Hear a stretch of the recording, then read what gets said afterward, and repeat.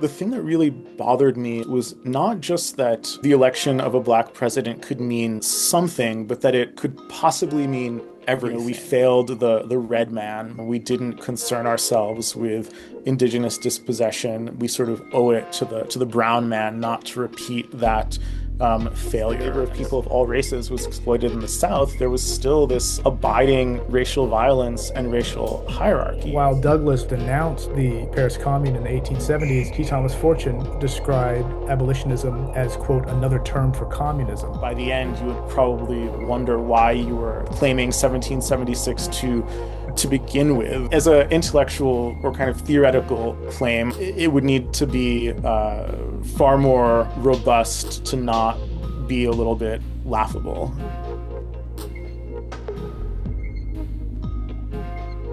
Hello, everyone. Welcome to De Facto. I'm Anthony Ballas, and I am pleased to be joined today by Professor Justin Leroy, Assistant Professor of History at Duke University and author of the recent book, The Lowest Freedom: Racial Capitalism and Black Thought in the 19th Century, which just came out this past April.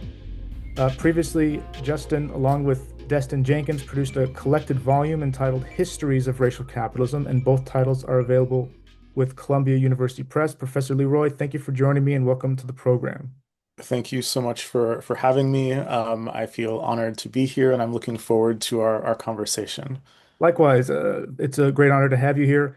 I will tell you that when I announced this episode a few months ago, there was a lot of excitement for it. The post went quite viral, actually. And so I know a lot of our listeners and viewers are very excited to have you on. Before we jump into your new book, I was hoping we might talk a little bit about this term, racial capitalism, that appears in the subtitle of this new book and in the title of the previous one. It's a term that has often sparked a lot of debate, often quite contentious debate. And in a chapter in that previous volume of yours entitled The Old History of Capitalism, you write, racial capitalism asks us to recognize that seemingly race-neutral archetypes of capitalism are in fact thoroughly racialized. After all, what is the ubiquitous white working class if not a subject of racial capitalism? So, Professor Leroy, what is racial capitalism? Can you provide for our viewers and listeners a bit of a snapshot about this history that you're dealing with in this research and how it differs from what you call the old history of capitalism? Yeah. So, actually, maybe I'll start with the old history of capitalism question. So, as you probably know, you and your listeners probably know, for the past 15 years ago, or maybe we might say from 2010 to 2020 or so, there was a real revived interest in the history of capitalism, particularly among US historians. And this field came to be known as the new history of capitalism. And even though there was a really prominent subfield within that new literature focused on the relationship between capitalism and slavery, it really didn't address questions of race very directly. And so in Histories of Racial Capitalism, Destin and I use this phrasing, the old history of capitalism, as a counterpoint to the new history of capitalism. And the claim is that these older Marxist histories of capitalism, particularly authored by Black scholars, was much more invested in teasing out the relationship between um, race and capitalism than some of the newer literature is, despite its um, interest in slavery. Um, I'll also say that I think of myself as a very methodologically open and curious historian, but I do identify as a historian. And uh, one of the things that means to me is I try and theorize up from archival evidence or archival encounters. If there's sort of no evidence to speak of, rather than kind of committing to a theory and applying it to actually existing circumstances. And obviously, those are not diametrically opposed approaches, and inevitably there's some back and forth and mixture. But this is all to say that for me, racial capitalism is a framework that emerges from how history actually happened rather than, um, you know, a personal ideological commitment that I insist on applying to the wider world. And so that said, for me, racial capitalism kind of names the way that in actually existing history, the development of race and capitalism went hand in hand, and often, um, uh, the inequalities necessitated by the nature of capitalism have been justified by appeals to racial ideologies. And vice versa, I think many of the reasons that racial ideologies or hierarchies are so entrenched is because of the way that they're so valuable to capitalism. And I think sometimes people think that racial capitalism only refers to the idea that the exploitation or super exploitation of variously racialized people is the most profitable part of the capitalist system wherever we find it. And that's really not true. Exploitation is one key part of racial capitalism, and obviously we see this most clearly in something like chattel slavery. But one of the other components to how it works is exclusion. And so, um, we might see exclusion as kind of racially restricted labor unions or even the prison industrial complex, right? Removing um, people who are of certain races from the labor force entirely if the exploitation of their labor isn't um, profitable or doesn't make sense in whatever social or historical context we find ourselves in. And then the third kind of mode that racial capitalism operates in is inclusion, right? So it's not just exploitation or exclusion, but it could also be inclusion. And so I think one of the places that we see this in our contemporary world is in a lot of the discourse on financial inclusion and financial literacy, right? The kind of quest to incorporate um, what's called the bottom billion, the kind of poorest of the poor into kind of systems of banking and credit, purportedly for their own benefit, is a way that I think capitalism can profit through the inclusion of previously excluded subjects. Um, and I'm sure we'll talk about this later on, but I also think that racial capitalism has both a material and an ideological component, right? The material component is, for example, the actual methods of extraction or exploitation. And the ideological component is, what something like what Du Bois called the wages of whiteness, right? The kind of one of the answers that we might give for why there's never been a real sort of strongly self-conscious working class movement or socialist movement in the United States in a sustained way is arguably because kind of racial commitments vie for primacy with kind of class commitments among white working people. And that's sort of one of the reasons why Destin and I say the white working class is, in fact, a subject of racial capitalism. You don't need black people or indigenous people or any kind of non-white people to see a situation of racial capitalism if their uh, class identity is shaped by their racial experiences, right? And so this is This is, I think, very clear in throughout the entirety of U.S. history, with maybe a couple of noteworthy examples. But this is also one of Cedric Robinson's really important critiques of Marx and kind of like the E.P. Thompson style social history of working classes. That this was not just an English working class, but it was an English working class uh, shaped through their own understanding of their racialization vis-a-vis the Irish, which is not identical to how white American workers saw themselves vis-a-vis enslaved or free black workers, but there is some kind of parallel there. Hmm. And some of those parallels you actually do start to unpack in this text, particularly in the T. Thomas Fortune section, which we'll get to in a little while. You mentioned the appeal to racial ideologies as being at the forefront, foundational to capitalism, and that's made me think about David Walker's Appeal, which is, of course, um, central to this book in many ways. Can you talk a little bit about this book, why you wrote it, who David Walker was, what inspired you to write it, and any insights and epiphanies that you came across while researching?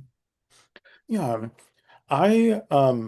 started thinking seriously about my dissertation, or what would become my dissertation, very early on in Obama's first term, or even in the run-up to his election. And the kind of intensity of excitement is really almost hard to imagine, if you didn't sort of witness it, and even if you did, it can be difficult to remember.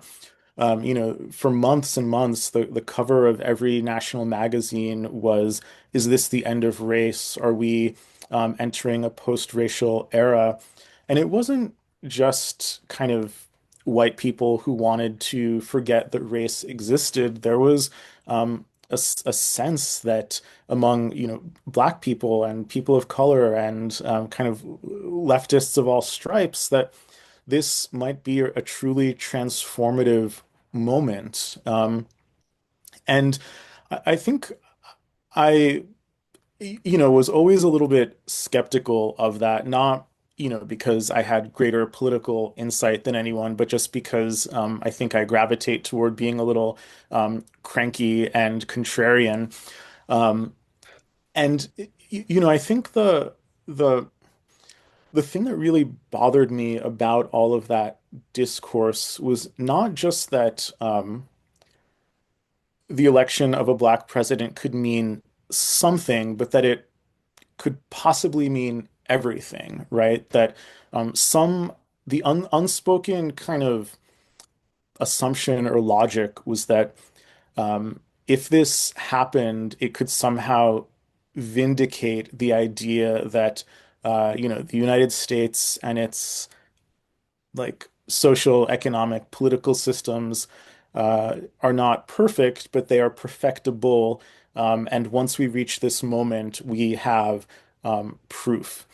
And that sort of struck me as a really dangerous kind of teleology, because if this particular kind of path through Black history, the struggle for racial justice, whatever you want to call it. If this single path was kind of vindicated, then all of a sudden, anything else that Black people had imagined in their long history in this country somehow kind of, I feared that it would just fall out of history, that it wouldn't kind of be important. And so this project really started as a desire to find um, some other history, some other kind of history of political aspiration. And of course, we know that there's many books on Black nationalism, Pan-Africanism, and things like that.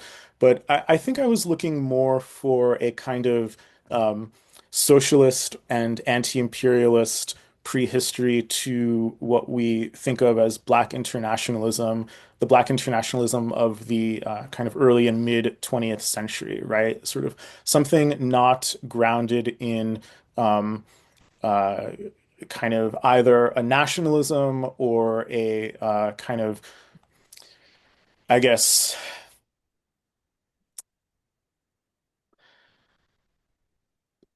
some kind of fidelity to the African continent, but really a kind of uh, interracial, anti-capitalist, anti-imperialist way of thinking. And so it began as a project that was really in search of kind of hidden histories of, Black socialists and anti-imperialists. And I sort of learned that that history does not quite exist. You can certainly find glimpses of it, but I was very uncomfortable with the idea that I would be trying to make an argument that I found some history of Black socialism before the 20th century, and thus it somehow means that the volumes of evidence we have of Black Americans kind of articulating very sort of familiarly liberal ideas somehow doesn't represent the kind of preponderance of Black thought in the 19th century. And so I kind of resolved this dilemma by trying to, instead of categorizing certain figures as sort of radical versus liberal, you know, instead of you thought Frederick Douglass was kind of peak liberal, but I'm going to show you that he was secretly a sort of socialist. It's more a book about exploring the kind of tensions and surprises within this body of thought that lets us ask questions about race and freedom and economic justice in new ways. So it's a book about what Black thought reveals rather than what Black thought is. Um, and I think letting go of the idea that I might might find I don't know, whatever I was looking for in those early years was a very difficult thing, but I think ultimately allowed me to kind of ask more satisfying questions. In terms of David Walker, so Walker was a free Black reformer, I guess you'd say, using the language of the 19th century, who um, was born in Wilmington, North Carolina. He was born free, went to Charleston, South Carolina. We think probably in search of more opportunities for free Black people. And he was there around the time of the Denmark Vesey Rebellion. He eventually made his way to Boston and opened a used clothing shop and became part of Boston's very robust free Black community. And he wrote what scholars usually call the first Black authored kind of critique of slavery that demanded immediate abolition. And that was Walker's appeal to the colored citizens of the world, or David Walker's appeal in 1829. And it went through two more editions in 1830. And the appeal had the effect of really radicalizing a lot of white anti-slavery activists and convincing them that immediate rather than gradual abolition was a necessity, the most prominent of which was William Lloyd Garrison. And so, Walker kind of helps us see both the ways that Black participation, in fact, radicalized the anti-slavery and abolitionist movements, and also how those movements were deeply interracial and um, cross-class from the beginning. Um, my interest in the appeal is a little bit different than many other scholars. When I first encountered it, I kind of just picked up on the fact that he uses the word avaricious to describe white Americans. I mean, dozens of times. It must be at least 3 dozen times in a relatively brief text. And he uses this phrase to describe um, Black freedom in the North. He says it's um, the very dregs of the very lowest kind any people has ever experienced. And so that's the inspiration for the title of the book. It's this phrase that Walker uses that kind of recognizes in the midst of extreme poverty and uh, material dispossession, the freedom that Black people experienced in the 19th century and today is of the lowest kind. It's sort of a freedom barely worth its name, even as he didn't collapse the freedom he experienced with the experience of enslavement, which is, I think, an important distinction to make. Hmm. Thank you for that. Yeah, that's very good because that kind of gets us to the intervention that you're making in the 19th century in various ways. Black thought, what Black thought is revealing, not what it is. How David Walker's critique, the nuances of his critique that have been unremarked upon in some of the literature on him, I think is very good. Can you give us a sort of picture? Because typically on this podcast, we very often deal with 19th century thought, but we've actually very rarely dealt with abolition as a topic. It's sort of been tangential or peripheral. And I wonder if you could just paint for our listeners a picture of this period that you're dealing with in the book, in being the 19th century. But also, a question I had for you regarding periodization as you tackle it in this text. You really focus on the pre, uh, well, the antebellum and the postbellum period, and you focus very little on the Civil War itself. And I was very curious to learn if that was a deliberate choice on your part, and if you had any commentary about that. Sure. Um, so on the question of the Civil War, um, you know, when we think about how to divide US history, the Civil War looms large. If you're being a little bit more thoughtful, you might say, you might use 1877 rather than 1865 as the dividing point because 1865, with the end of the Civil War, feels Mm. overly triumphal, and 1877 at least recognizes the uh, kind of reactionary white supremacist violence that came throughout and ended Reconstruction as uh, like a really crucial part of whatever divide we might want to make. And I think this is really a book about how to think about continuity. And in that sense, the Civil War was relatively unimportant to me as a kind of symbolic event. Um, that said, the war was, of course, very important, but I find that, um, for the most part, as it was happening, there was a real sense among Black thinkers that, um, like, wow, this thing that we have been struggling for decades over, the kind of national embrace of the end of slavery is within our grasp. I mean, there's something almost unimaginably revolutionary about that possibility. And I think for contemporary leftists, one of the important aspects of that is that this is not a, um, of course, the election of Lincoln um, uh, drove secession to no small degree, but this was not this wasn't a freedom that um, Black people earned at the ballot box, right? This was, a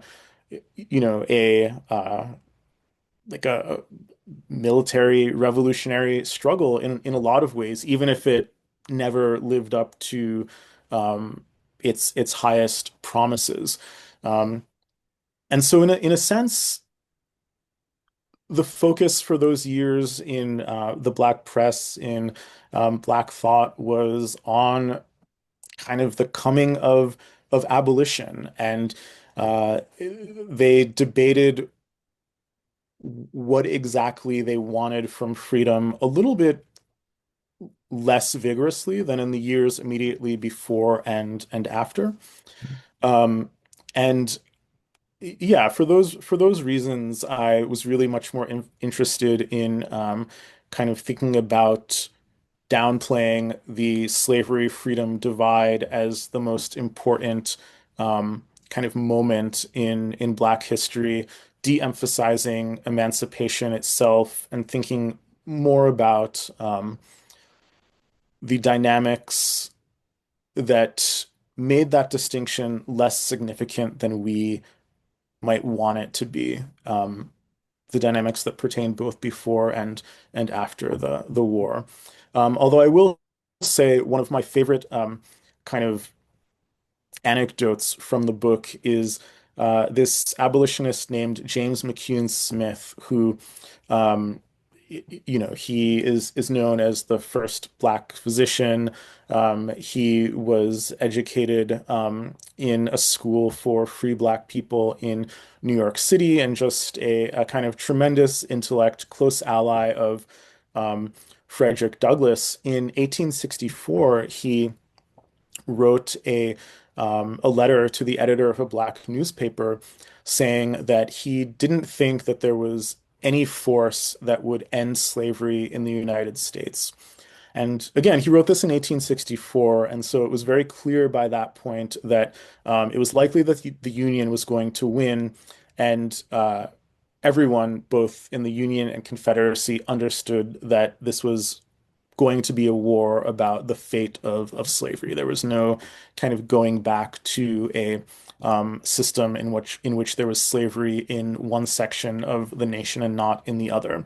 So even in this moment that it seemed like everything that he had been fighting for the last 30 years was about to come to fruition, he said, actually, I don't think we're going to find an end to slavery. And he kind of went on to say that he thought that this was the case because without curbing the power of capital, even though laboring people wouldn't be called slaves, they would nonetheless be enslaved by the power of capital. He sort of correctly predicted that um, Northerners would scoop up much of the uh, confiscated or abandoned land in the South, even if Southern planters themselves weren't able to do so.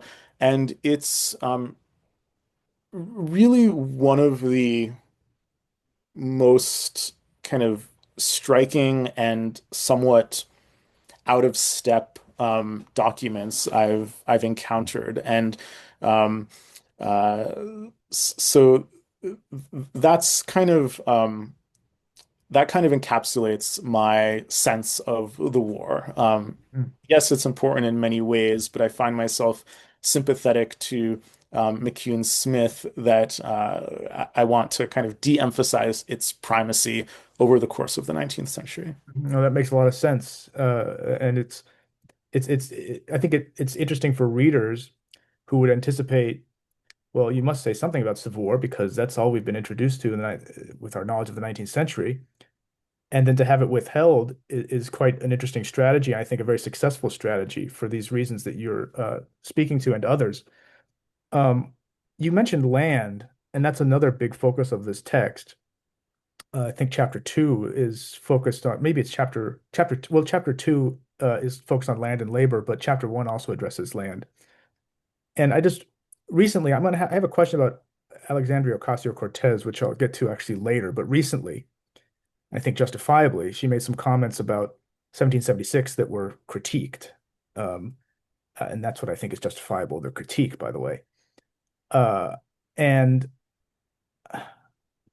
the part of the critique of her recent comments at when her conversation with David Axelrod was that she failed to recount in this history of 1776 and United States after 1776 the expansion of the settler colonial project and indigenous dispossession and indigenous genocide perpetrated by the very vaunted founding fathers whom she was praising.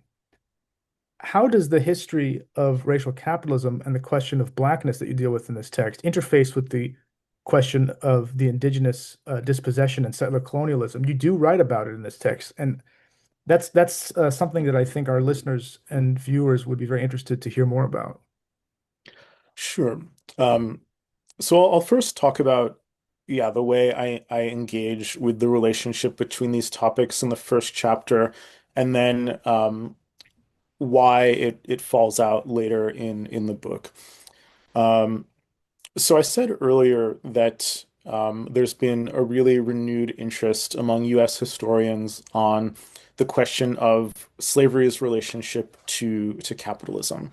And I think part of that is the necessary recognition that um, slavery could not have expanded um, so profoundly early in the 19th century um, without the theft of millions of acres of indigenous land. And so there's concurrently been a lot of really incredible work on that theft of land. And one of my arguments, or my main argument in the first chapter, is that even though those twin dynamics of slavery's expansion and indigenous dispossession are really crucial, um, centrally crucial dynamics of racial capitalism in the early 19th century. Um, I'm more interested in looking at New England, where um, neither dispossession nor Black racialization or labor exploitation functioned in the same way. And my purpose in doing that isn't to say that the way that this relatively small population of Black and Indigenous people were exploited in New England is has any kind of parity with slavery and land dispossession, but to point out that these forms of racial exploitation in antebellum New England were dressed up in the language of freedom and benevolence. And therefore, for understanding this long history of continuity between the relationship between race and capitalism across the 19th century, and for understanding why and how we see racial capitalism continue to pertain today when, in theory, there is a more widespread protection of legal rights than ever before in history, maybe the last handful of years accepted. It makes more sense to look at what's going on in Boston in the 1830s than necessarily um, the deep South and Georgia and places like that. Um, okay, and so what was going on in antebellum Boston? Um, you know, Massachusetts is the first state to end slavery. It kind of happens in a uh, sort of unsystematic and piecemeal way, but free Black people have, some number of rights. And yet Walker kind of complains that they are deeply exploited both by individual white people, but also through things like exclusion from trade unions and things like that.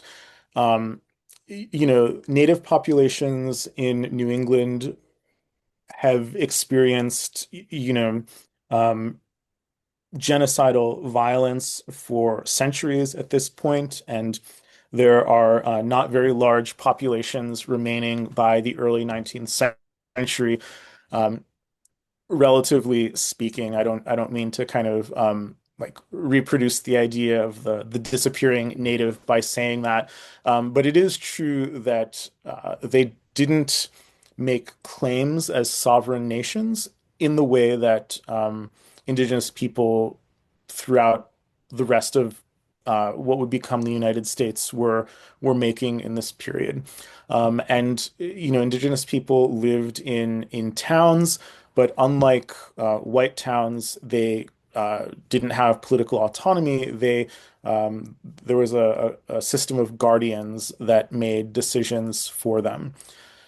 And I won't get into the kind of long history of that system, but I'll just say that um, Native people successfully petitioned the British Crown to abolish that system or mitigate it.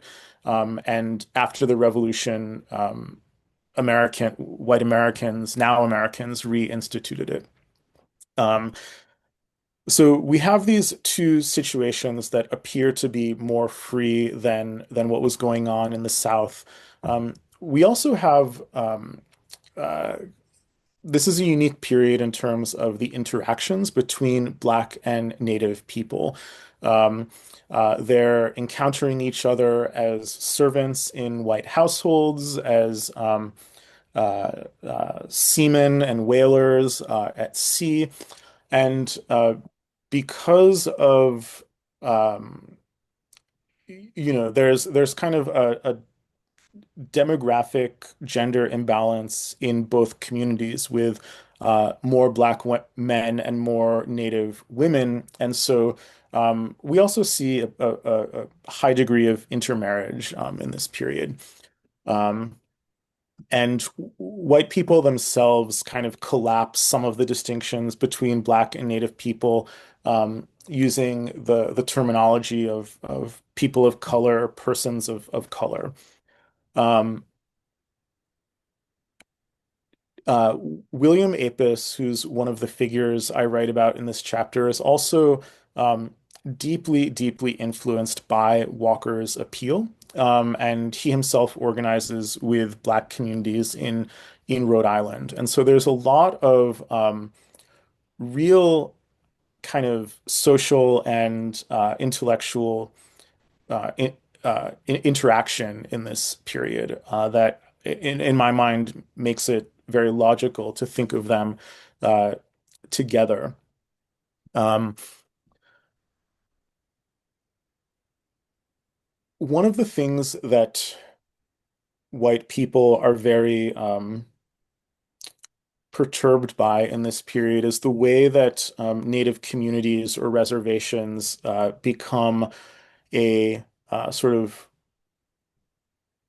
respite from the emerging market forces of capitalism, right? And so they kind of both dislike the fact that Native people themselves, as well as white and Black people who they allow onto reservations, can kind of remove themselves from availability for wage labor.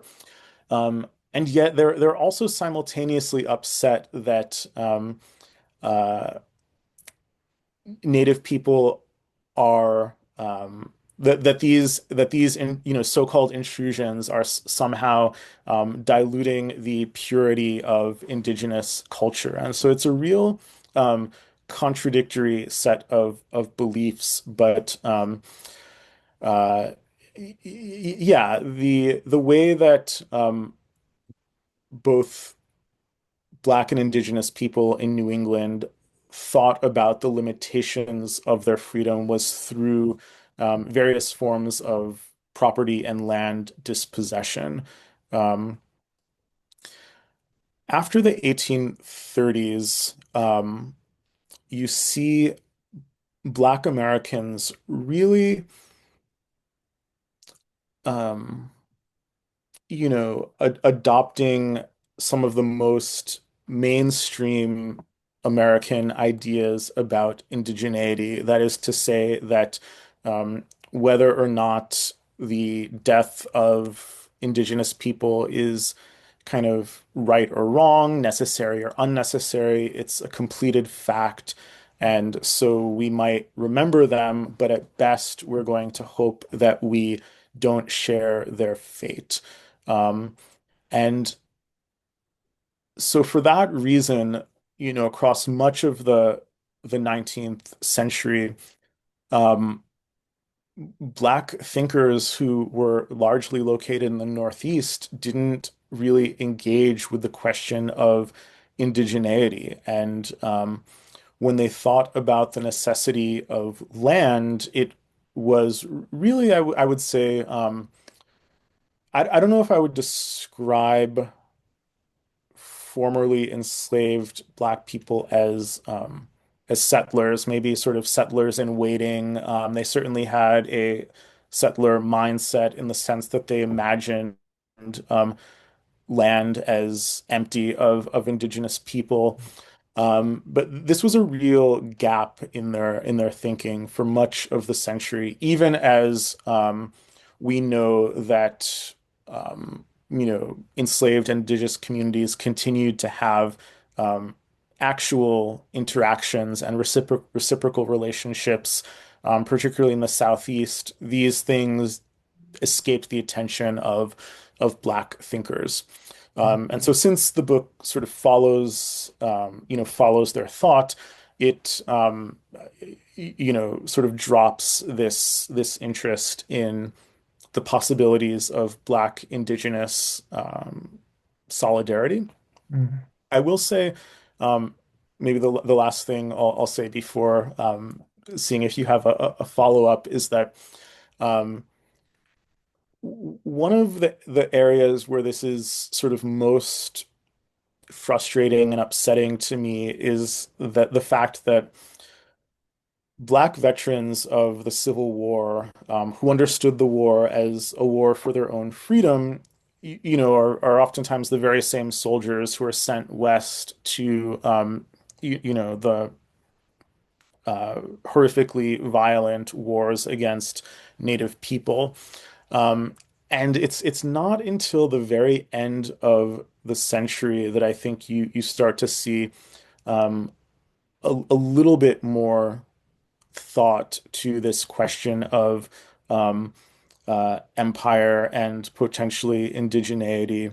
Um, there's a real rigorous debate in the Black press in the late 1890s about the American war and occupation of the Philippines, and many of the those who dissent against that war kind of think about um, Filipinos in relationship to indigenous people of North America. And there's, I'm forgetting where this was, but one letter sort of said, um, we failed the red man. That is, we didn't kind of concern ourselves with indigenous dispossession, but now we sort of owe it to the brown man not to repeat that failure. And so, by looking toward the Philippines, um, Black people sort of started to look back and reflect on how they didn't think about indigeneity. And of course, over the 20th century, uh, I think we start to see the rebuilding of some of those ties in, like the Black Power and Red Power movements and things like that. But yeah, I'll say this is a huge gap in how Black people were thinking about land in the 19th century. Right. In the previous episode, of this podcast, we interviewed Gerald Horne on his new book on the 1890s, and the Hawaii and the Philippines comes up in that book. And I think the guy's name is David Fagan, Yeah, who yeah, yeah, is yeah. that it? Yeah. Who was who went to did he go to fight in the Philippines, but then he defected, perhaps? Yeah, yeah, exactly. Yeah, and he has some very interesting writing. So, after you're done listening to this episode, go back and listen to that other one because these histories are certainly connected. You write that between 1776 and 1860, 800 million acres of native territory were seized. 4 million enslaved workers imploded to go to work on that seized land. And in the 1860s, this land and labor reform debate sort of starts to take off, and you examine that debate. Can you talk to us a little bit about the nature of that debate and how and some of the revelations that you came upon in your research? Because as we typically think about the primitive accumulation question in let's say the we might call the orthodox Marxist tradition, you have this question of primitive accumulation and the criticism thereof that is offered by Rosa Luxemburg and expanded by David Harvey more recently. But how are you characterizing, and how are these thinkers, rather, that you're examining, characterizing the land and labor reform question in the 1860s? Sure. So the land and labor debates really begin in the 1830s and 40s, and there's the main tension is that black and white abolitionists say there's nothing worse than owning human beings as property, right? This is sort of the worst sin that we can imagine. And white land and labor reformers, these are really, I'll use land and labor reformer interchangeably, but they really thought about both hand in hand. Um, they said, no, private property and land is far worse because if you couldn't accumulate vast plantations, there would be no need for slavery. And so you can imagine why this would be a deeply offensive view to someone like Frederick Douglass, who himself was a recent fugitive from slavery. But what really interests me about this tension is that over the course of a couple of decades, um, abolitionists really had to um, reckon with the force of this claim that um, the private ownership of land was a problem. And one of the reasons for this is because uh, white labor reformers in the North and white pro-slavery thinkers in the South kind of converged on this claim that white wage laborers were far worse off than enslaved laborers. And so even if in the abstract abolitionists didn't care about engaging with land and labor reformers, the fact that they shared this understanding of um, white wage labor made it imperative.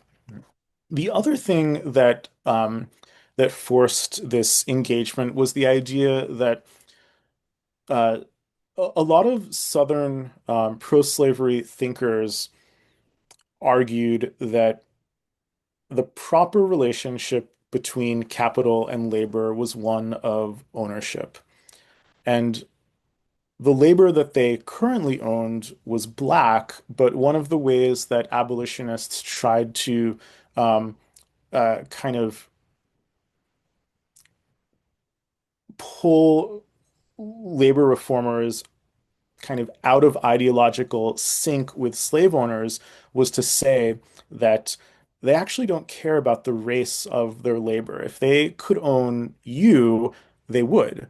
They are just as happy to kind of try and own poor white people as they are to own black people. And so through these different forms of triangulation, abolitionists sort of did come to understand to a degree the importance of land and labor reform, because they thought about slavery in terms of capital and labor, at least when it came to debating with land and labor reformers. Um, in terms of the land question and how that shapes the Black political imagination, I mean, I think I would like to be able to say that there was a really ideologically satisfying reason for land appearing in their thought. Um, I think it's maybe a little bit more complex. The demand for land, I think, primarily came from formerly enslaved people themselves who, you know, imagined a kind freedom to encapsulate a kind of economic autonomy, right? It took coercion to transform freed people into wage laborers. Free Black people in the North, even those who were formerly enslaved themselves, I think were often agnostic on the question of land. I think for them, a fairly compensated wage could work. Um, we do see sort of some examples that don't fit with this pattern. For example, James McCune Smith, who I previously mentioned, worked with a man named Garrett Smith, who was, a tremendously wealthy white New Yorker, but also a very sympathetic to labor reform and abolition. And Garrett Smith sort of um, donated several thousand plots of land to free black New Yorkers so that they might escape the city and the kind of marginal labor that they found there to become sort of self-possessed farmers. And this scheme didn't work for a number of reasons, largely because the startup costs were prohibitive, and the land in upstate New York that Smith donated was not quite as fertile as he and McCune Smith had hoped. But that's a moment where land ownership became part of the Black political imaginary. And in that letter that I mentioned, where McCune Smith doubted the outcome of the Civil War as being the end of slavery, he also sort of wrote very approvingly of the idea that the plantations of former slave owners would be redistributed um, and broken up. But I think for the most part, after the Civil War, when Black people thought of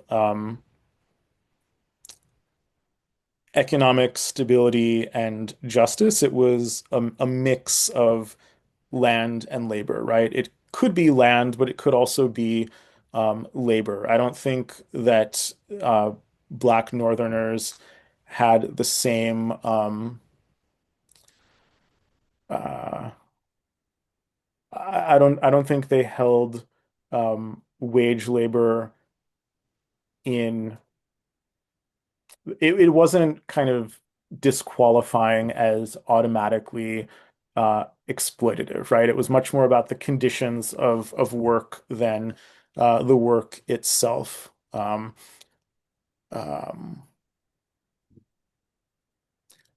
yeah, and I would say that after the Civil War, of course, we all know of the sort of dashed redistribution scheme encapsulated in 40 acres and a mule.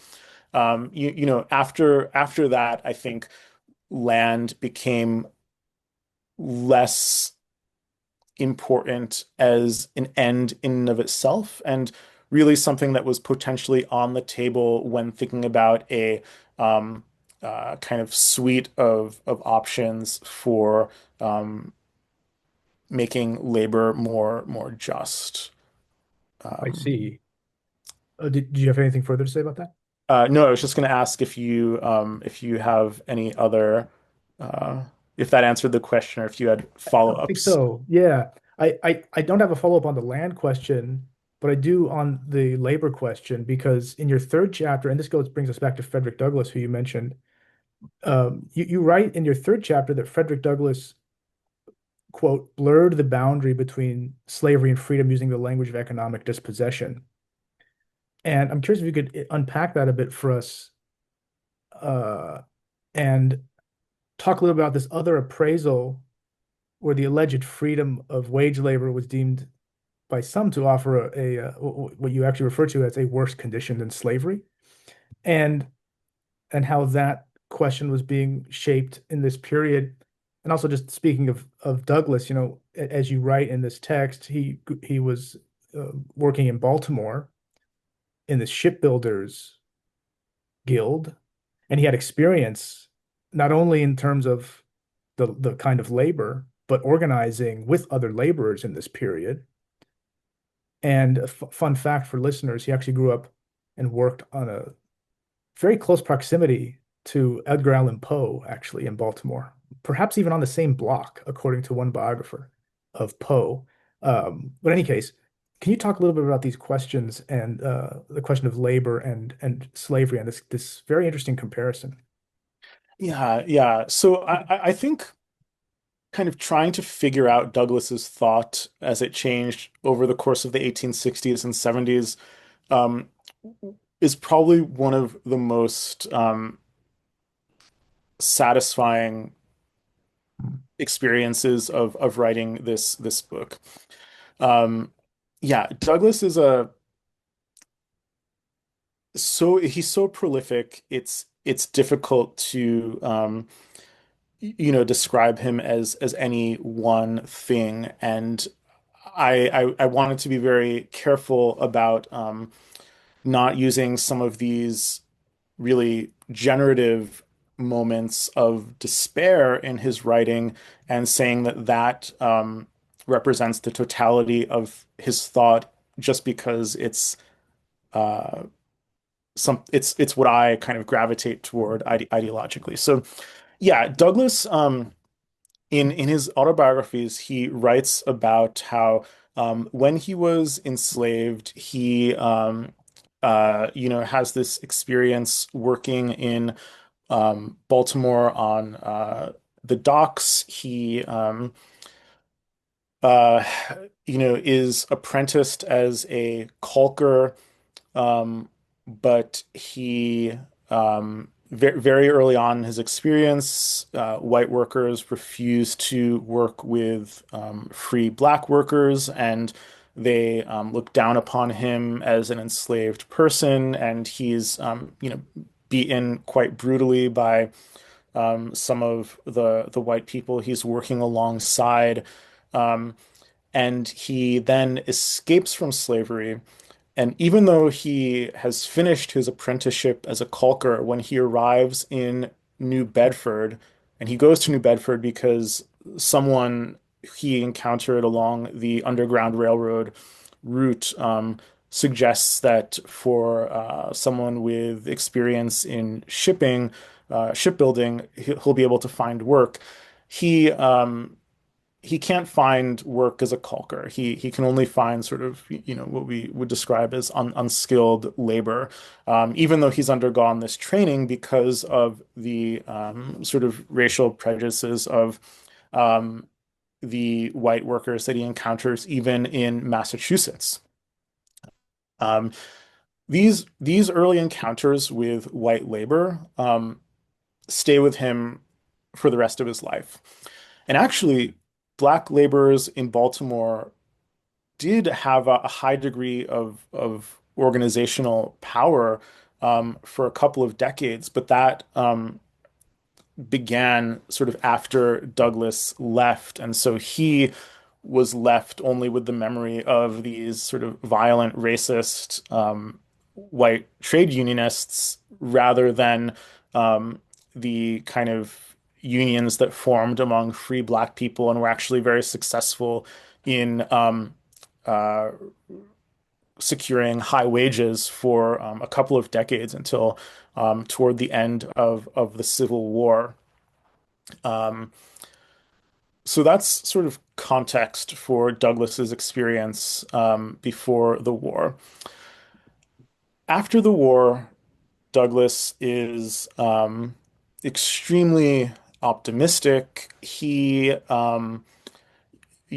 believes that formerly enslaved people will be able to find work under just and fair conditions. He has faith in um, the Republican Party to convince or coerce white Southerners to deal with formerly enslaved people fairly. And it of course seems ridiculously naive to us in retrospect, but I always like to remind people that this is someone who was born enslaved, found freedom, became involved and very prominent within a huge social movement that then achieved its aims in a way that most people probably thought was impossible until the war actually started, or even while it was ongoing. And so there's sort of reason for being hopeful because he was living a life and through an age of incredible transformation. Um, that said, Douglas was no fool, and he saw over the course of the 1860s and especially in the 1870s that this is not how things worked out. And he he I think he truly does not know what to do with that reality. And so he deals with this in a couple of ways, right? He starts to acknowledge that without strong labor protections, there is no like natural equilibrium between labor and capital. When he finds himself in uh, Jamaica in the early 1870s, and he looks at the condition of both free black people and imported Asian laborers, right, called coolies. And he realizes, or he kind of documents in his newspapers, um, this labor is called free, but it is ridiculously exploited. And he's really quite scathing. When he writes about labor in Europe, he understands that in England and France, he writes about working people do not have the rights that he wants them to have. He understands that there is a kind of underclass that cannot kind of escape its condition through hard work or thrift or any of the other things that are supposed to help a wage laborer sort of eventually become a capitalist himself. And yet, he is he believes deeply that American political institutions will prevent the dynamics that prevail in the Caribbean and in Europe. He never fully loses his faith in the Republican Party, and so even as he sees in the US South some of the same conditions that he's seen in the Caribbean and in Europe, the difference for him is that the political institutions are different. He throughout much of the 1870s, he maintains faith that somehow the United States will be different. So there is a kind of American exceptionalism there in his thinking. Um, he's very, very skeptical of labor unions and any kind of militant labor action. And I think this is, well, for two reasons. The first is that he can't get out of this antebellum mode of thinking that associates labor organizing with Democrats, with pro-slavery politics, right? He can't untether labor reform and anti-abolitionism in his mind. And that's where the Maryland context becomes very important, and I think shapes his thinking until the end of his life. The other thing is that I'm convinced Douglas sees any any challenge to the sovereignty of the U.S. government, and that's what I think he sees strikes and a lot of union activity as. He sees the ghost of secession in all of those things. I think he is, and I think they work hand in hand, right? He's associating labor activism with kind of pro-slavery forces, and he's also afraid that kind of any threat to the sovereignty of the U.S. government sort of is similar to secession in some way. And so I think these antebellum ways of thinking overdetermine what he's able to envision after the Civil War. Um, that said, beginning in the late 1870s, early 1880s, he starts to make these incredible claims in some of his speeches, right? I'm forgetting the dates of these, but this is like the 24th anniversary of emancipation in Washington, D.C. He denounces emancipation as he calls it a stupendous fraud. He claims again, I think the late 1870s, that there is a slavery of wages, barely less galling than slavery in man or chattel slavery, or I'm forgetting how he phrases it. And those are pretty incredible statements. And then in his last public speech, um, he says, in some locations, the condition of free black people in the South is, um, uh, potentially worse than when they were enslaved. And he's, referring to just the complete dismantling of Reconstruction and the kind of political opportunities that came with it, and of course the widespread threat of lynching that Black people are facing in the 1890s. And these kinds of statements posed a real interpretive problem for me because, on the one hand, I think it would be incredibly dismissive to say that these statements are mere hyperbole, right? I don't think we can say that when a person who spent the first decades of his life enslaved is comparing something to slavery, we should just say, well, he's just doing the same kind of thing that uh, any white American or European who uses the language of slavery in kind of political discourse is doing. I think we kind of need to think a little bit more deeply than that. But at the same time, I also don't think we can take him completely literally, because I don't think that these moments are representing Douglas's sort of true thought bubbling to the surface. And anytime he says anything more moderate or moderated, that's somehow the the less sort of true version of his thinking. And so I think those kinds of claims exist somewhere between a literal description of reality and pure metaphor.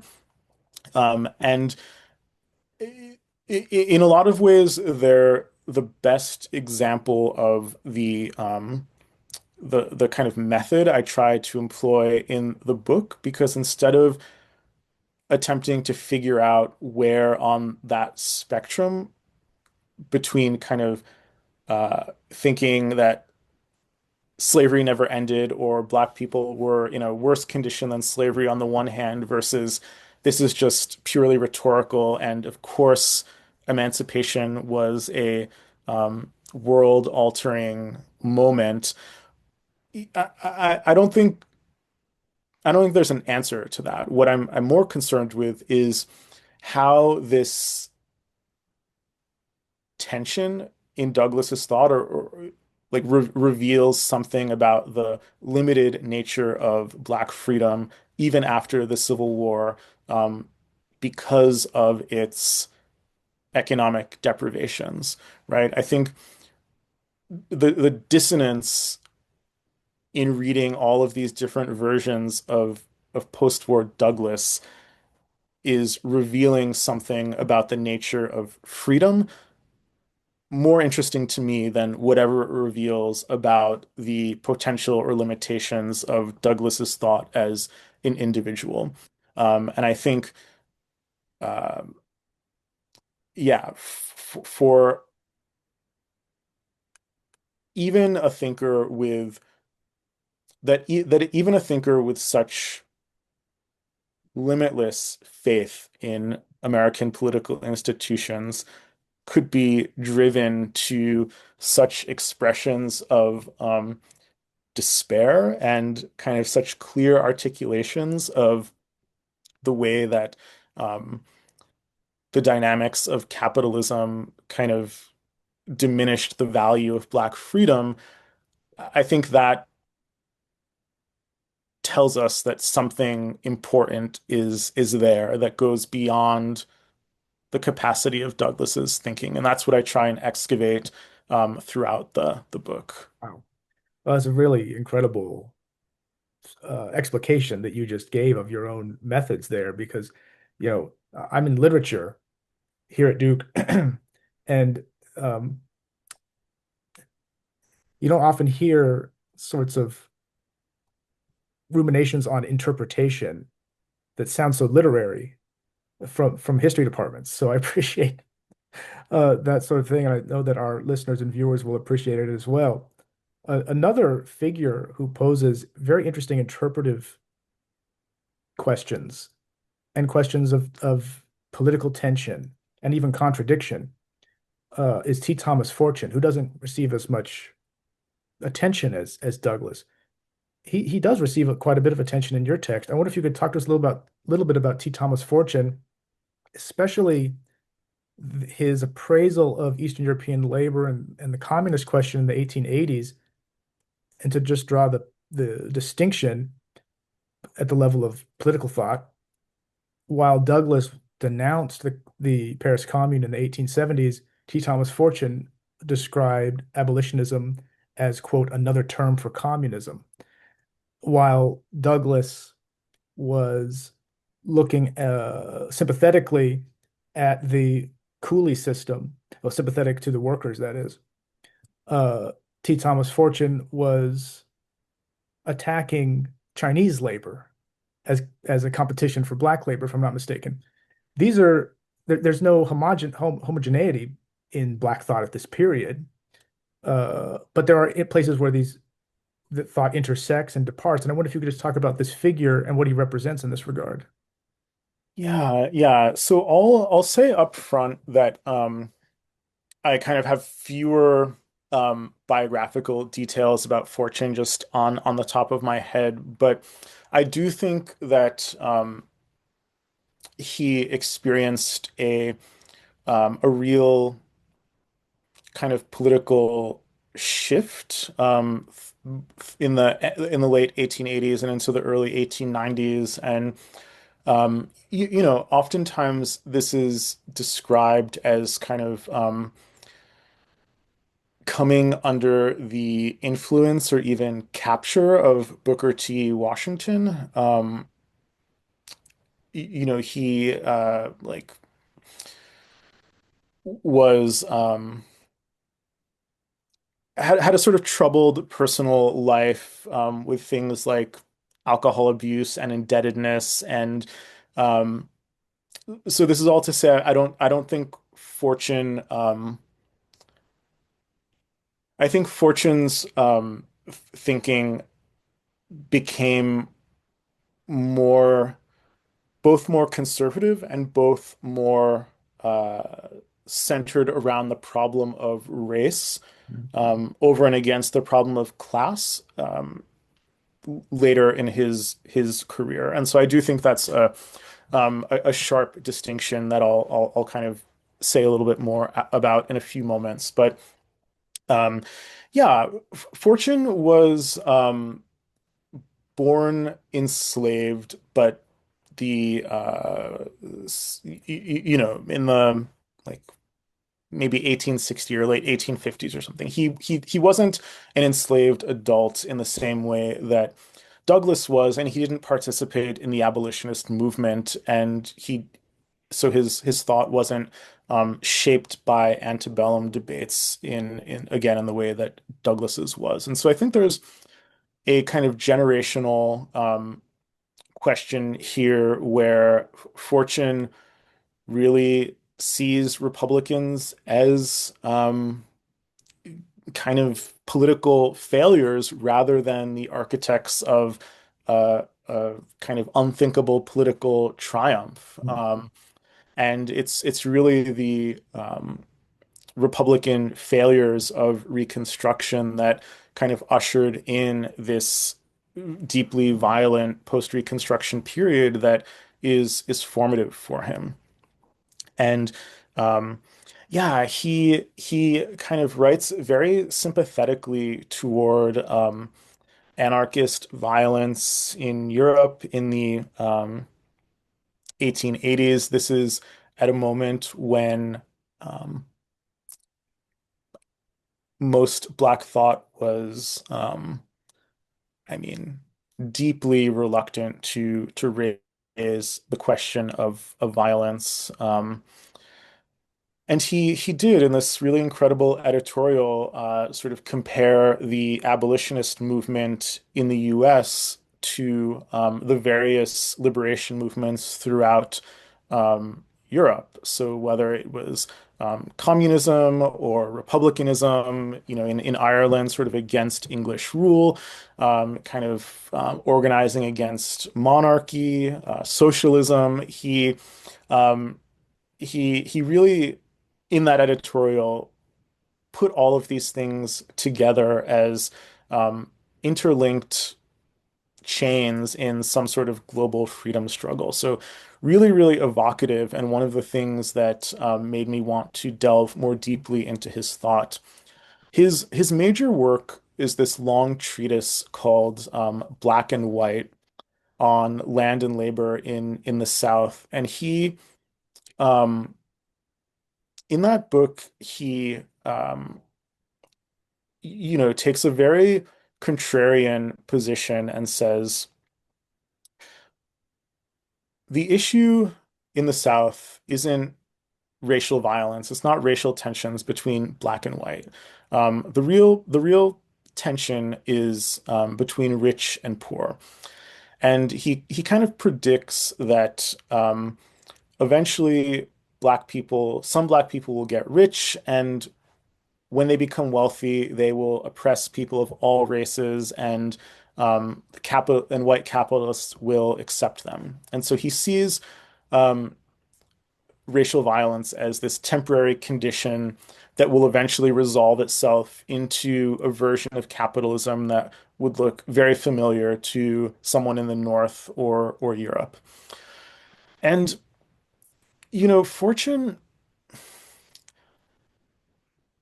he I mean, he experienced instances of vigilante violence himself. And so I don't think he was I don't think he was unaware, or I don't think he was sort of necessarily trying to make the claim that race doesn't matter. But what I think he was trying to do is to kind of tell,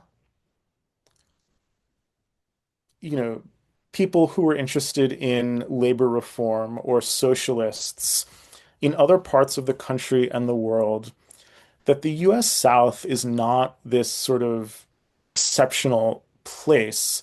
Um, there is a group of people who are ready and waiting to join the kind of proletariat class that is going to participate in whatever kind of coming labor revolution is on its way. And he wanted to make the South legible um, to other parts of the country and the world by translating its dynamics into class dynamics rather than race dynamics. And um,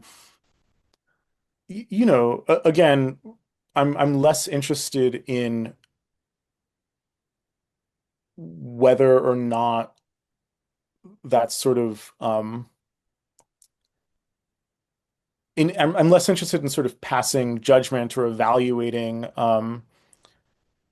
his claims and more interested in kind of the fact that he made them and that he was sort of working so hard to kind of translate his own lived experience into something that could kind of be legible to um, the what he saw in the 1880s as kind of the key social movement of his time, which I think maybe we could broadly call socialism, even though it's not quite that flat.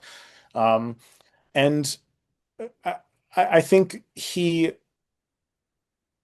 again like Douglas, he's telling us that there's something about Black freedom that is so limited that I have to almost ignore this extreme form of racial violence that I see going on before my eyes because I think it's more politically useful to make a different kind of argument. Um, I also think the fact that he was so wrong is crucial, right? Because according to a kind of orthodox Marxist interpretation, he should have been absolutely correct, right? I mean, um, like as capitalism sort of pervaded the South, capitalism as wage labor and sort of the exploitation or the capture of surplus labor, that should have erased racial differences as fortune predicted and kind of transformed everyone into a kind of basely exploited laboring class. But of course, even as the labor of people of all races was exploited in the South, there was still this abiding racial violence and racial hierarchy. And so, in a sense, I think he alerts us to the importance of thinking about not just capitalism or not just, reactionary racial violence, but racial capitalism in, in this period, at least. I would argue far more broadly, but I think it's this is a great kind of example of how those two dynamics were mutually reinforcing and really inextricable from one another. So yeah, Fortune is a very unique thinker in the 1880s for the way that he foregrounds class and is really interested in kind of thinking alongside socialist writers of the period. Um, and he really sees the Knights of Labor as the movement with great potential to align the working classes of all races against capitalists of all races. Uh, and you know that doesn't happen for a number of reasons as well. Um, yeah, in the by the 1890s, Fortune is his writing really takes on a very different tone. He is deeply critical of anarchists and anarchist violence. He sort of writes about, you know, radical European immigrants as, um, uh, you know, he doesn't use the language of infection, but I'll say maybe tainting the U.S. somehow.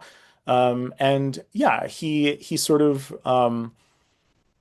becomes very there's a real nativist thread in his writing that undercuts a lot of the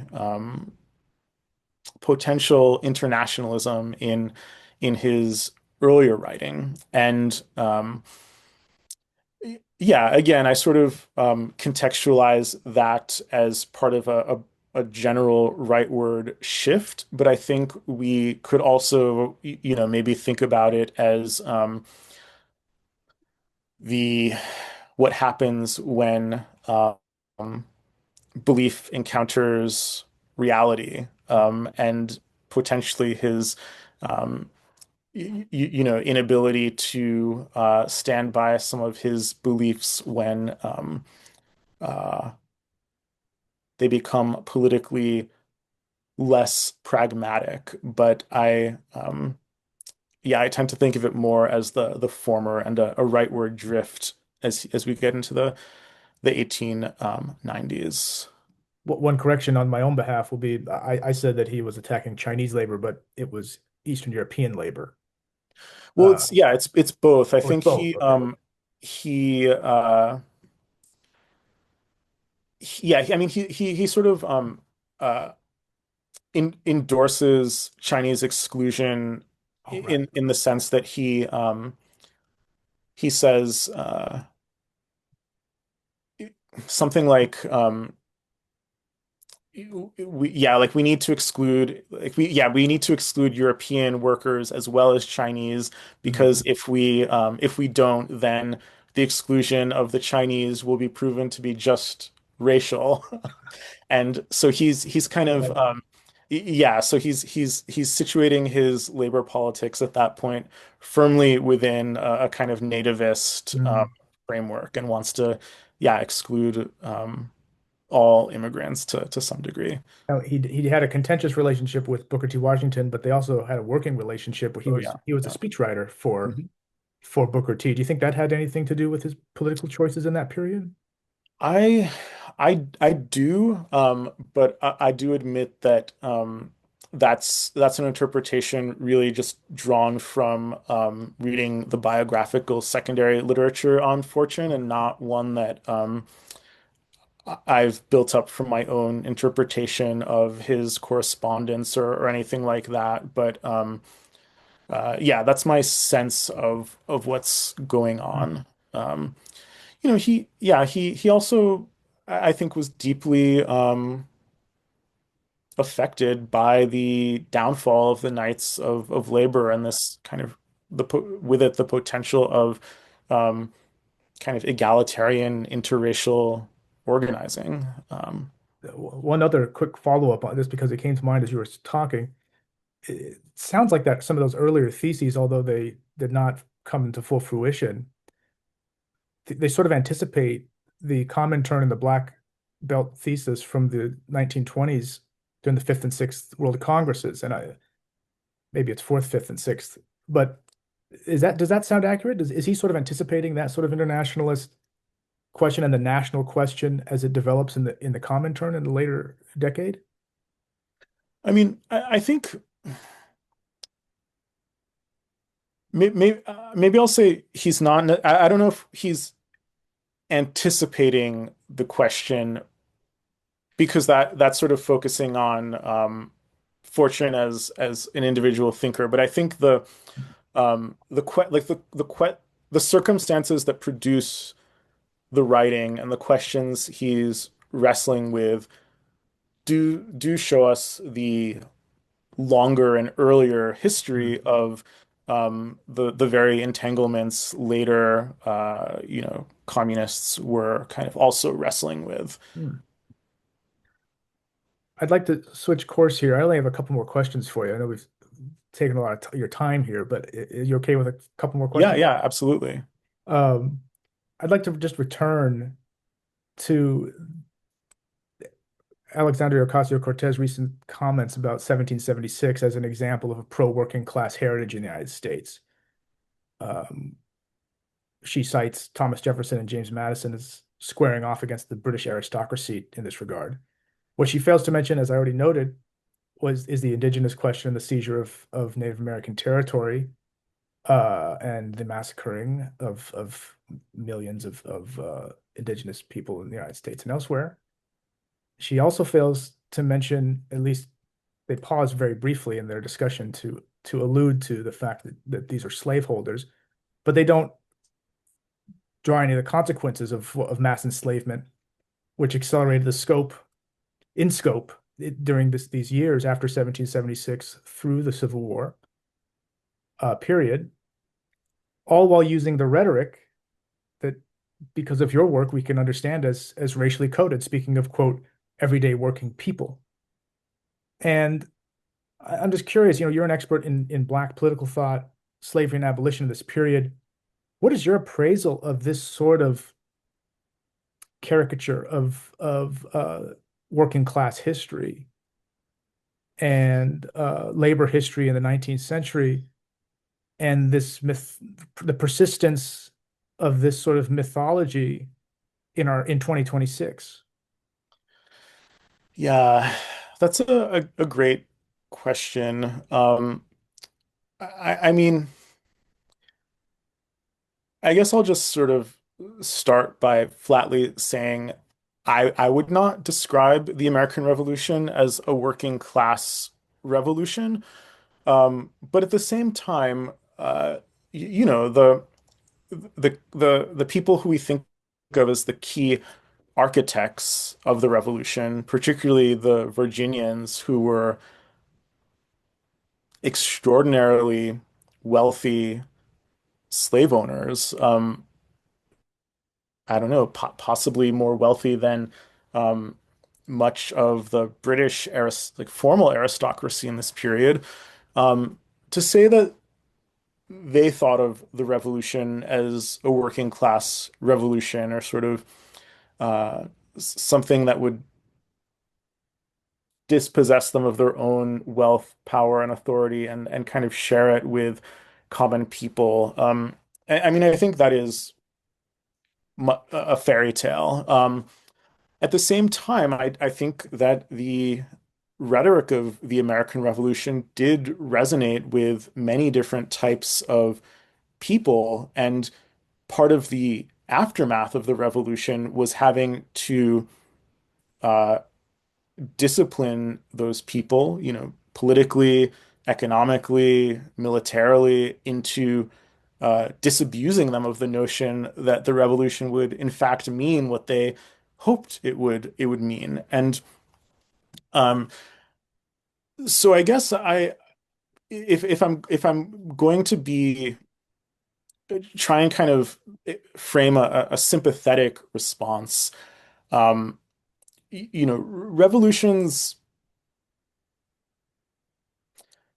I think it would be difficult to find pretty much any revolution inspiring if we judged it only for its actual outcomes rather than loftiest aspirations. But that said, if we want to invoke those aspirations, it it has to come with something that attaches them to the present moment, right? And so if I were to kind of imagine for myself, like how would I do what AOC did differently? I would say, well, if I'm going to kind of claim 1776, I think we have to do so in a way that confronts uh, all of the things it didn't do and all the things it exacerbated. And so it would have to be not only sort of this is a working class revolution, and so we're going to have redistributive policies, but it would also need to incorporate um, kind of claims of indigenous sovereignty and reparations, and it would need to be sort of so expansive that by the end you would probably wonder why you were even claiming 1776 to begin with. I think if it's only a kind of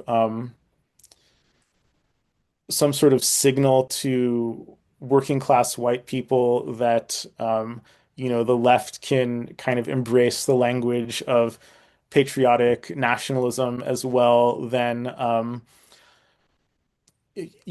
I guess we can judge that on whether it's politically effective or not and what kind of outcomes it produces, even if it ends up with electoral victories. But kind of as an intellectual or kind of theoretical claim, I think um, it would need to be far more robust to not be a little bit laughable. Uh, Well said. yeah. If anyone from the campaign is out there listening, maybe we can find a way to get Justin's book and the other book on the history of racial capitalism to your advisors, and you can actually learn something about this period and then make the decision whether you want to invoke that sort of nationalist mythology again. I want to ask you another question about racial capitalism. Actually, let me back up just for a second because I can't help but just think about the egregious uh how egregious that invocation really is in 2026. I Yeah. respect your choice to be charitable and to offer some advice to the campaign for using that sort of rhetoric. But these were not only slaveholders, but these were anti-working class founders. I mean, they broke up and criminalized unions in Philadelphia, New York. Thomas Jefferson declared an insurrection at the border between New York and Canada when working class individuals were trying to trade back and forth with one another. The history that is being invoked is riddled with anti-white working class Yeah. features, let alone anti-black and anti-indigenous uh, uh, policies, politics, and actions. So I'll leave it at that. But I want to talk to you about racial capitalism again. And there's been a lot of recent chatter on the internet about this question again. Racial capitalism, why the term is deemed not useful. It's taken as an elitist sort of academic bit of jargon. What insights might you have to contribute to this often contentious debate? Uh, Maybe we could start with why is this term so heated and loaded in academic discourse and in public sentiment, and what you think, why you think maybe the right and the left are so quick to attack it. Yeah. Yeah. I mean, I think the idea of racial capitalism is very threatening to common sense ideas in kind of political thought, political theory. I mean, for liberals, of course, um, it challenges the idea that you can reform capitalism by making it more racially diverse, which I think is sort of so silly an idea that it doesn't need any any more elaboration. but it also challenges the kind of like doctrinaire socialist or Marxist idea that um, class is real and race is epiphenomenal, um, or somehow kind of um, derives from some more fundamental class experience, which now that I'm thinking about it, in some ways replicates that abolitionist versus land reformer debate as to whether kind of enslavement and property in man or property in land was sort of more fundamental, and whether the question of slavery would disappear if the question of land were resolved.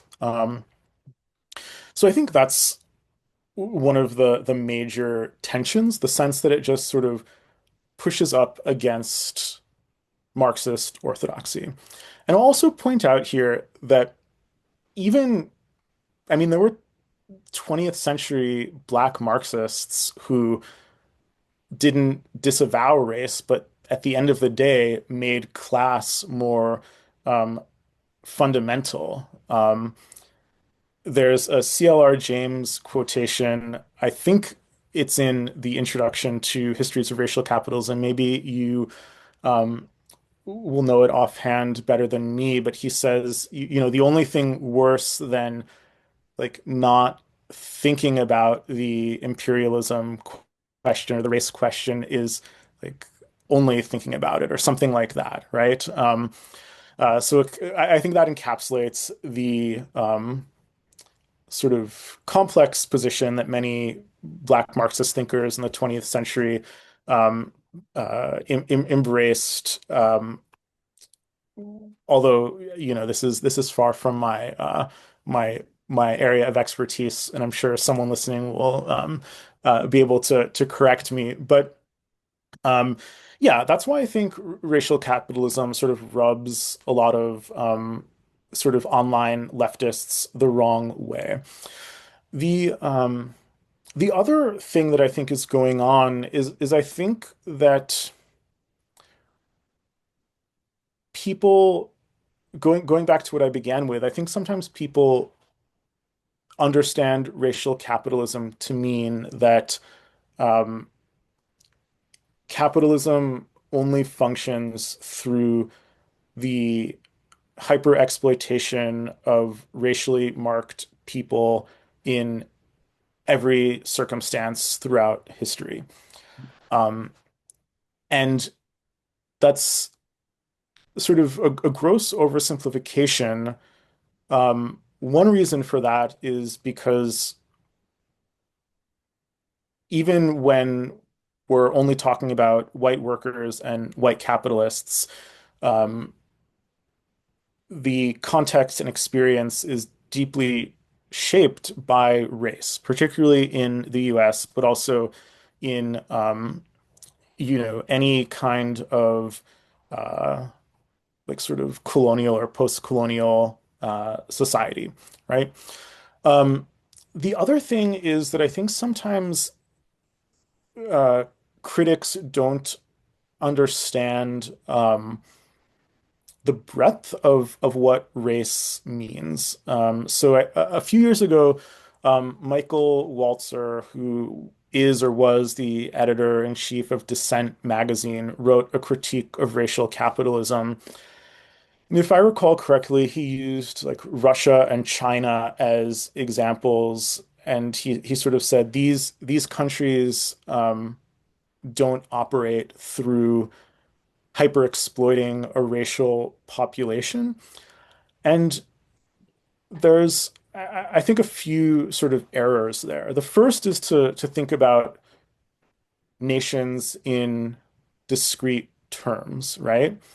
Um, like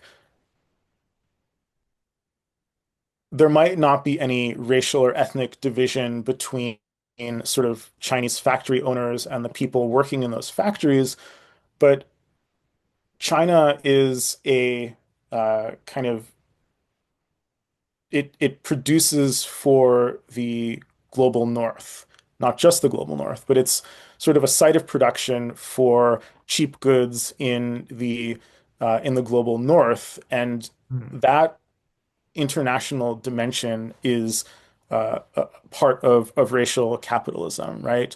Um, the other example that I always like to use is uh,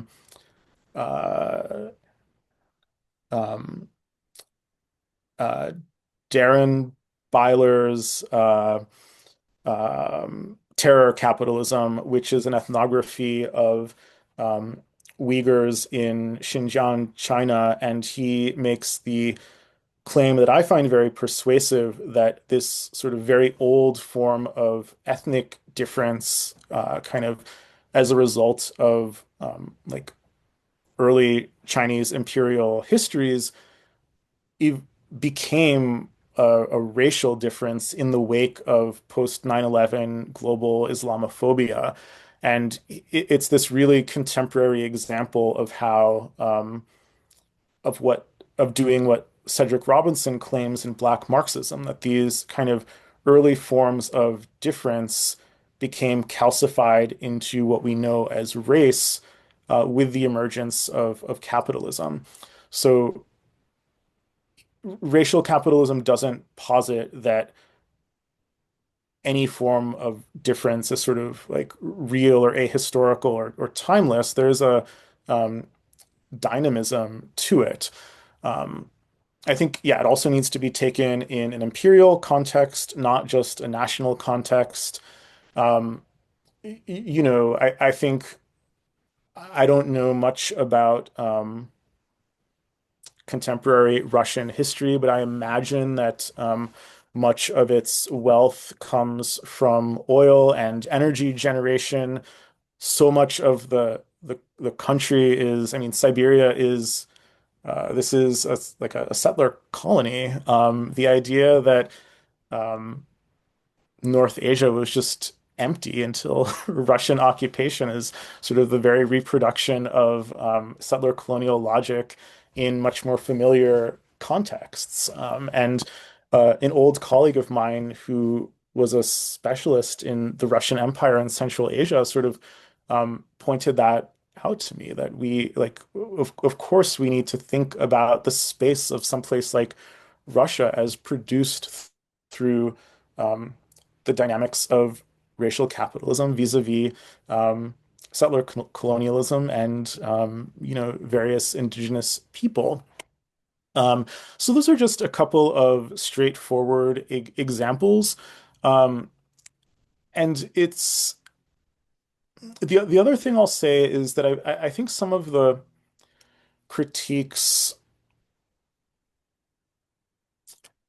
have to do with some sort of ahistoricity, which of course we always want to caution against, although it is a little bit funny to me that kind of conventional Marxists would be making claims about ahistoricity. But yeah, for Walter Johnson sort of says this, but no, we like even if we could imagine some form of the history of capitalism that did not rely upon exploiting racial difference or ideas about racial hierarchy, the actual history of global capitalism that we've experienced and are experiencing is deeply indebted to those things. And that's the only real history we have. So to kind of respond to that reality with uh, claims about the idea of racial capitalism being kind of overly totalizing or ahistorical seems to me to kind of get it exactly backward. Um, that said, I do think that there's room for engagement and critique. I think there are open questions about kind of why racial capitalism versus sort of colonial racial capitalism or gendered racial capitalism that are sort of still live and ongoing. I don't think any critical term, I think every critical term can outlive its usefulness. And so I'm not advocating for a kind of eternal adherence to the idea of racial capitalism as the best analytic for understanding what's going on around us. Um, and I also think, yeah, Nancy Fraser wrote a piece probably in, I don't know, 2018 or so called "Is Capitalism Necessarily Racist?" And I think, she got a little more flack for it than think she deserves. But she raises this important question that for so long, the main division in capitalism was, uh, you know, people, primarily white people, though not exclusively in the global north, whose labor was exploited, and people of color and indigenous people, although not primarily in the global or not exclusively in the global south, whose labor was expropriated or dispossessed, or who suffered, extermination, things like that. And she sort of says in the post-colonial world, that division is much more blurred. And in fact, all of us can be exploited and expropriated to some degree, not to the same degree, but it it, it does raise the question, if if capitalism recognizes fewer and fewer boundaries as to who can be exploited and in what way, um, does racial capitalism accurately describe our reality? I think it does, but I think she's actually posing a very productive question, in pointing this out. Um, so all of this is to say, I don't see myself as a kind of doctrinaire defender of the term, but I think many of the criticisms are really in bad faith and don't engage the literature as it actually exists. Um, yeah, and I also think that it's a term arguably that's as enmeshed in organizing spaces of young left people of color as it is in academia. And so I, wouldn't want to be dismissive of the idea that academics are sort of using language to describe the world that no one who lives in that world would actually recognize, but I'm not convinced that that's at play here. Oh, very interesting. Yeah, thank you for that analysis. One more question about sort of where we are today, and your work focuses so heavily and so acutely on the 19th century, and we're having a serious crisis of well, many crises, really. So much so that we don't have enough time to talk about all of them, but we're having a crisis of literacy in the United States. That's very clear. Crisis of the humanities is ongoing and has been for decades. To arrive at this point that we're currently facing existential crises at the level of some of these institutions, departments, whole disciplines, and so forth. Why is it important to address our current conjuncture with regard to these crises that we look at the 19th century? How does it inform our consciousness? How does it inform our activism?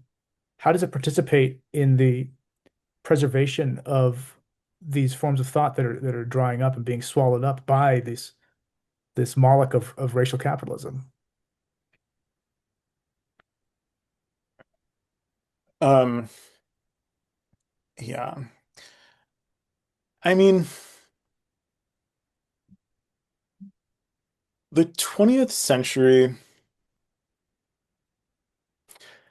I think it's difficult not to think of the 20th century as the unfolding of progress in some degree, even for highly critical people, right? We cannot help but internalize on some level that sense that, for much of the 20th century, there was a kind of uneven commitment to different forms of racial and economic egalitarianism, no matter how sort of limited um, they were. Almost every group kind of was under far fewer legal political restrictions at the end of the century than at the beginning. We understand that the new right, this long, almost half century moment at this point, represented a reaction against some of that progress, but there's a certain shape to the 20th century, a shape to the narrative of the 20th century that I think is a little bit overly familiar, and it's hard to get out of, even when we kind of want to embrace the more like radical elements of it. Maybe I'm sort of showing my hand as a US historian here because even as I'm talking, I realize that the story looks a little bit different if we're talking about Latin America or the story of decolonization. But I guess there's a way that in my mind at least the 19th century kind of begins with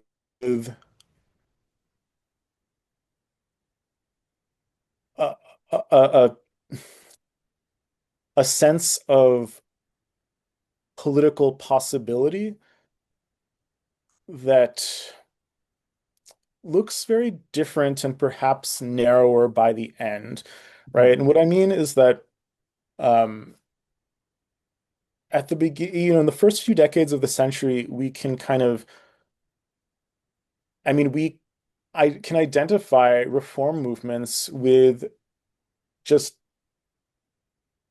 aspirations so grand they seem almost silly to us today, right? A kind of like real revolution in society and a kind of embrace of the idea that we could have some sort of you know small landholding egalitarian something, um, right? Even as that is always kind of like embattled with questions about indigeneity and race and gender and what have you.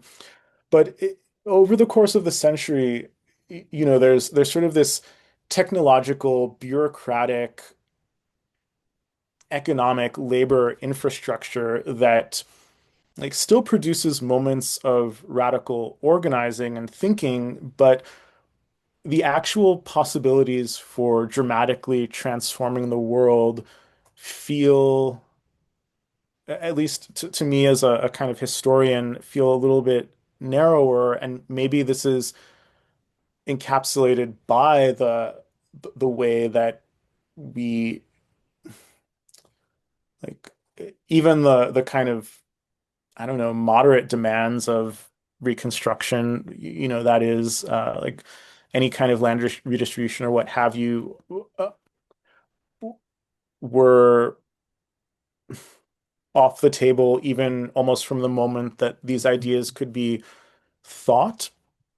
And I guess I maybe see more of a parallel between the 19th century and the 21st than the 20th and the 21st. Well, this is a little bit off the cuff. I mean, um, we kind of see a similar era of rapidly advancing technological progress, and a world that's changed on that level, but also kind of the environmental effects, the kind of increased um, forms of surveillance, the um, y- yeah, there's sort of something about um,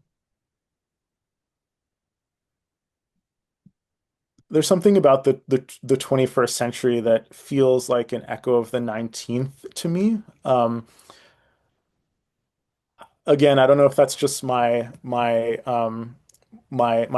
as a 19th century person, but um, yeah, there's something kind of very audacious to me about the organizing strategies and political imagination of 19th century people that feels perhaps a little bit less captured by convention uh, than 20th century people. And even, even if we just think about like the power of, I mean, just the power of believing that you can radically change the world. I mean, evangelicals in the 19th century used much of this imaginative force to think about a kind of um, like a much more what we would call like a left-wing vision of bringing the kind of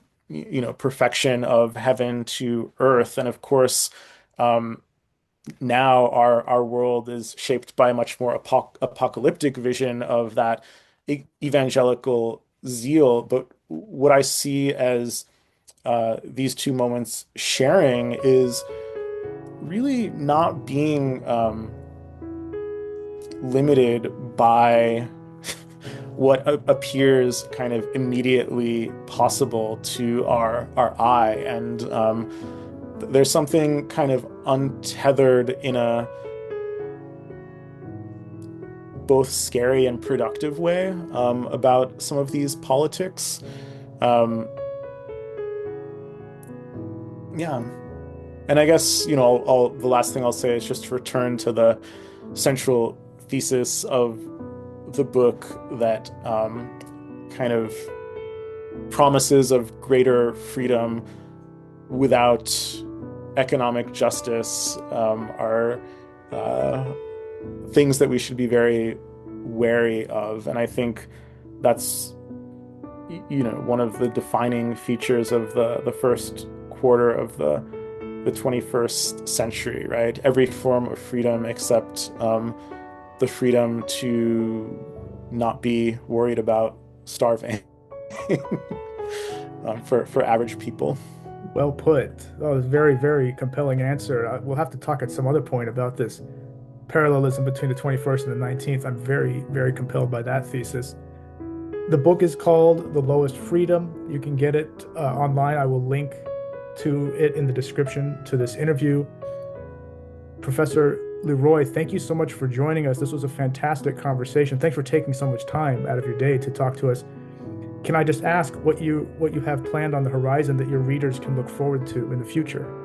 Yeah, yeah. So, even though I only covered it in the first chapter, I am actually very interested in the relationship between Black and Indigenous histories. And so, I'm working on an issue of Radical History Review with two incredible co-editors on it's called Global Afro-Indigeneities. And so that will be out in January 2028. And I'm in the very beginning stages of a new book on early carceral histories of the South and some of the origins of policing. And I'm very excited to kind of get to work on that project in earnest. Oh, great. Well, we'll have to have you back on when these come to fruition. They sound fantastic. Uh, Thank you once again for all your time, and we look forward to having you on again soon. Thanks so much for having me.